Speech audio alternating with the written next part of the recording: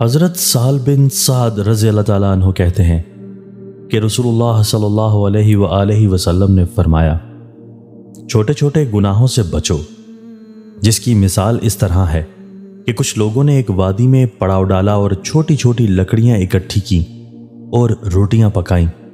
اسی طرح جب گناہ کرنے والا چھوٹے چھوٹے گناہ کرتا ہے تو وہ گناہ اسے ہلاک کر دیتے ہیں۔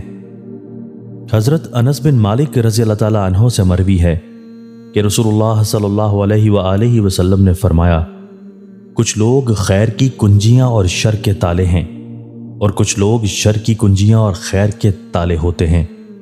ان لوگوں کے لیے خوشخبری ہے جنہیں اللہ تعالیٰ نے خیر کی کنجیاں بنا دیا، اور ہلاکت ہے ان لوگوں کے لیے جنہیں اللہ تعالیٰ نے شر کی کنجیاں بنا دیا۔